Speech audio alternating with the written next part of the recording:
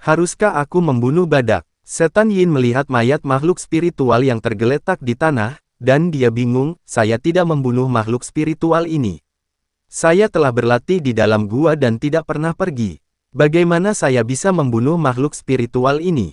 Petik 2. Dan jika aku membunuh begitu banyak makhluk spiritual, bukankah itu akan menarik perhatian lembah binatang roh? Bagaimana aku bisa bermeditasi pada saat itu? Chen Ping melihat penampilan Yin Mo dan tahu bahwa ketika Yin Mo sedang berlatih, seberkas nafas melewati lingkaran sihir dan mencapai lembah binatang roh. Karena nafasnya lemah, tidak ada yang menyadarinya, tapi binatang badak yang sangat peka terhadap nafas tertarik oleh nafas dan datang ke lembah orang mati satu demi satu. Kemudian sejumlah besar energi jahat di lembah orang mati membuat para makhluk roh tidak mampu menahannya, dan mereka mati satu demi satu. Sepertinya senior Yin Mo membuat kesalahan yang tidak disengaja, tapi dengan begitu banyak makhluk roh yang mati di lembah binatang roh, kebenaran pasti akan terungkap. Kata Chen Ping, Anda tidak boleh membiarkan orang-orang dari lembah binatang roh masuk dan mengganggu pengembangan spiritual saya. Saat ini saya sedang dalam masa pemulihan dengan cepat dan tidak dapat diganggu. Terlebih lagi, jika kamu pergi dari sini, tidak akan ada tempat di mana kamu dapat menemukan roh jahat yang begitu kuat. Iblis Yin tidak ingin pergi dari sini, jadi dia hanya bisa meminta Chen Ping menemukan cara untuk mencegah orang-orang dari lembah binatang roh masuk untuk menyelidiki. Aku akan mencari tahu, aku akan membuat alasan saja ketika saatnya tiba. Chen Ping berkata sambil mengeluarkan jam dari cincin penyimpanannya, Senior Yin Mo, lihat ini, apakah kamu mengenali benda ini? Tahukah kamu cara menggunakannya? Setan Yin mengambil jam itu, melihatnya, dan bertanya dengan sedikit keterkejutan di matanya, dari mana kamu mendapatkan benda ini? Saya membelinya dari seorang pria parubaya. Chen Ping berkata jujur, ini adalah senjata ajaib waktu, tapi melihat situasi saat ini, senjata ajaib ini seharusnya sudah rusak, jika tidak maka senjata itu tidak akan berubah menjadi batu. Jika Anda ingin menggunakan senjata ajaib waktu semacam ini, Anda sendiri harus memahami asal mula waktu. Setan itu menjelaskan, asal mula waktu. Chen Ping tercengang. Setan Yin tidak berbicara, tetapi memegang jam di satu tangan, dan tiba-tiba sebuah cahaya menyala di tangannya. Lulus. Segera setelah itu, jam pun berkedip-kedip, jarum jam yang tidak bergerak tiba-tiba itu melompat. Dalam sekejap, jam kembali menjadi batu. Tetapi ketika wajah Chen Ping penuh dengan keterkejutan dan dia hendak berbicara dengan Yin Mo, dia menemukan bahwa Yin Mo telah tiba di pintu masuk gua di tengah gunung tanpa menyadarinya. Pada saat ini, wajah Chen Ping penuh ketidakpercayaan, dan dia melompat ke depan iblis jahat itu. Senior Yin Mo, bisakah kamu berteleportasi? Bagaimana kamu bisa sampai di sini dalam sekejap mata? Chen Ping bertanya dengan sangat terkejut. Dengan kekuatanku saat ini, aku tidak bisa berteleportasi. Aku baru saja mengaktifkan senjata kali ini. Faktanya, momen yang kamu anggap sebagai momen sudah lama berlalu. Yin Mo tersenyum tipis, lalu mengambil sebuah batu dan melemparkannya ke bawah gunung. Batu itu jatuh secara vertikal, sangat cepat. Namun saat jam di tangan Yin Mo berputar, Chen Ping menemukan bahwa kecepatan jatuhnya batu itu sebenarnya melambat, sangat lambat, seperti darah yang jatuh. Namun hanya butuh beberapa saat, setelah jam di tangan Yin Mo berhenti bergerak lagi, batu itu menghantam tanah dengan keras. Apa yang kamu lihat? Tanya setan itu. Pelan-pelan, seolah waktu melambat, dan kecepatan batunya juga melambat.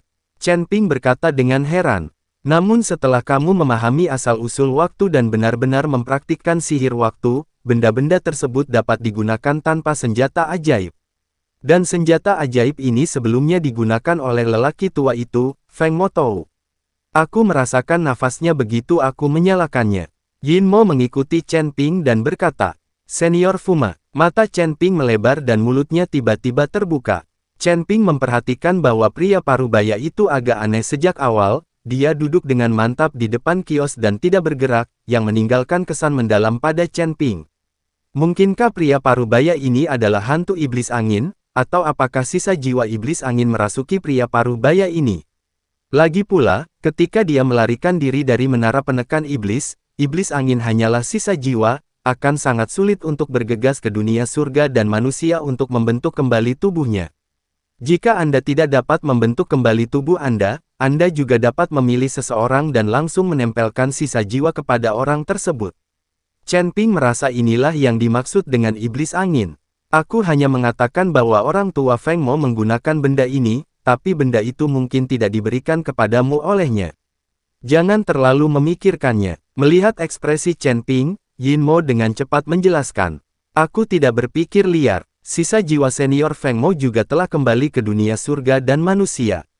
Aku hanya tidak tahu di mana dia sekarang dan apakah dia telah membentuk kembali tubuhnya. Kata Chen Ping, apakah menurutmu membentuk kembali tubuh itu mudah? Jika aku tidak pergi langsung ke lembah orang mati, akan lebih sulit bagiku untuk membentuk kembali tubuhku daripada naik ke surga. Kamu harus tahu bahwa membentuk kembali tubuh dan hidup kembali adalah melanggar hukum surga. Tidak semua orang bisa membentuknya kembali, kata Yin Mo dengan emosi.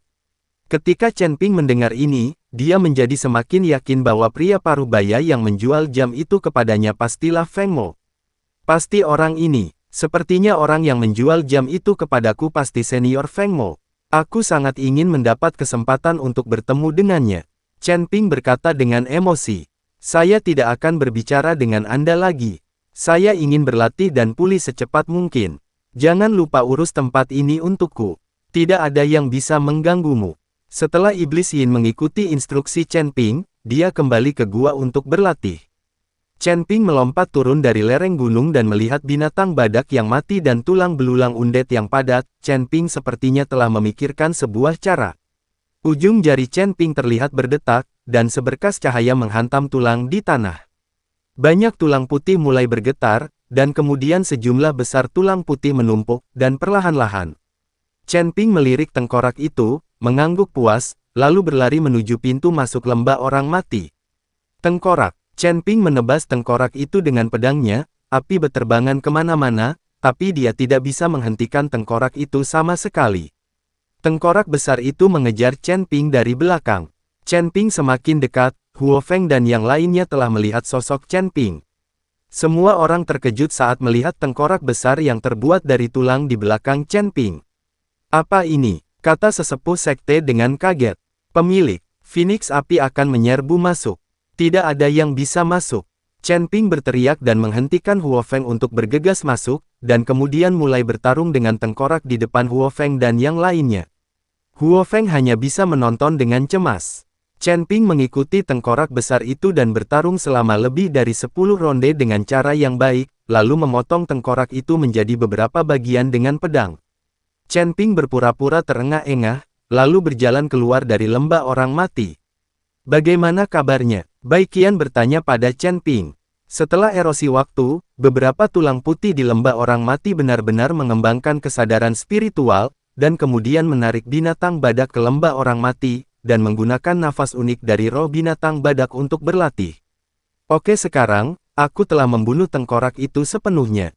Aku sedang membuat lingkaran sihir sehingga roh jahat di lembah orang mati tidak akan pernah mencapai lembah binatang spiritual. Setelah Chen Ping selesai berbicara, dia mulai mengatur formasi dengan gugup. Dia ingin membentuk formasi besar sehingga tidak ada yang bisa memasuki lembah orang mati, jika tidak maka akan mengganggu budidaya Iblis Yin dan akan mendapat masalah. Melihat bahwa Chen Ping akan membutuhkan waktu untuk mengatur formasi, Tetua Zong berkata, Tuan Chen, Anda sibuk dulu. Saya akan mengurus binatang spiritual itu. Sekarang yang ada hanya binatang spiritual ini dan anak-anaknya, yang harus dijaga. Oke, silakan saja. Chen Ping mengangguk. Zong yang lebih tua pergi, dan Chen Ping terus mengatur formasi. Pintu masuk ke lembah binatang roh. Beberapa biksu berjalan perlahan menuju lembah binatang roh. Di antara mereka, seorang pria dan seorang wanita berjalan di depan tim. Saudaraku, menurutmu mengapa Penatua Fei mengkhianatinya? Guru sangat khawatir sekarang. Dia harus menangkap Penatua Fei untuk melapor. Penatua Chu dari Aliansi Penyegel Iblis telah berbicara. Jika kita tidak dapat menangkap Penatua Fei, kita semua di istana tanpa jiwa akan mati. Wanita berbaju hitam bertanya pada pria berbaju hitam di sebelahnya. Bagaimana saya tahu bahwa sekarang saya hanya dapat menaruh harapan saya pada binatang roh di lembah binatang roh? Saya mendengar bahwa binatang roh sangat sensitif terhadap aura. Saya harap kita dapat menemukan Penatua Fei, jika tidak, istana tanpa jiwa kita akan sangat menderita. Pria berbaju hitam itu menghela nafas. Berhenti, siapa kamu? Tepat ketika para penggarap iblis dari istana tanpa jiwa ini mencapai pintu masuk lembah, mereka tiba-tiba dihentikan oleh orang-orang dari lembah binatang roh. Kalian berdua, kami dari istana tanpa jiwa. Kami datang ke sini khusus untuk berkunjung dan ingin membeli beberapa makhluk roh. Pria berbaju hitam itu melangkah maju dengan sangat sopan dan berkata. Penjaga itu melihatnya dan kemudian berkata, tunggu sebentar. Setelah mengatakan itu, penjaga itu pergi untuk melaporkannya. Spirit Beast Valley juga melakukan bisnis dan menjual makhluk roh kepada beberapa pembudidaya iblis atau biksu manusia, lagi pula, sangat sulit untuk menjinakkan makhluk roh. Jadi Spirit Beast Valley memulai bisnis semacam ini, yang dapat menghasilkan banyak sumber daya untuk Spirit Beast Valley, dan sebagai suku orc, akan lebih mudah bagi mereka untuk menjinakkan monster. Pada saat ini, tetua sekte sedang berada di dalam gua, melihat binatang badak, dan penjaga segera datang untuk melapor. Penatua Zong, ada orang dari istana tanpa jiwa yang mengatakan bahwa mereka di sini untuk membeli binatang spiritual. Kata penjaga itu. Dari istana tanpa jiwa, tetua sekte itu sedikit mengernyit, apakah itu seorang pembudidaya iblis? Sepertinya saya belum pernah mendengar tentang sekte ini. Itu adalah pembudidaya iblis, mungkin bukan dari wilayah selatan kita. Kata penjaga itu, pergi dan undang orang masuk. Mereka yang datang adalah tamu. Kata sesepuh, di area Gunung Tianmo ini, para penggarap iblis tidak akan menjadi sasaran, jadi para tetua sekte tidak perlu waspada terhadap para penggarap iblis ini. Segera, beberapa pembudidaya iblis dari istana tanpa jiwa dibawa ke para tetua. Pria berbaju hitam berkata langsung, kami dari istana tanpa jiwa, dan kami datang ke lembah binatang roh Anda untuk membeli makhluk roh. Rekan Tao, binatang spiritual macam apa yang ingin kamu beli? Selama lembah binatang roh kami memilikinya, kami akan menjualnya. Kata sesepuh. Badak spiritual, pria berbaju hitam berkata dengan tenang. Binatang roh. Ketika tetua Zong mendengar ini, dia segera mengerutkan kening. Semua binatang badak sudah mati, dan sekarang hanya tersisa satu yang besar dan satu yang kecil, bagaimana bisa dijual? Para tetua sekte tidak menyangka bahwa mereka tiba-tiba menginginkan semua binatang badak hari ini. Rekan Tao, saya benar-benar minta maaf, tapi kami tidak bisa menjual makhluk roh di lembah binatang roh.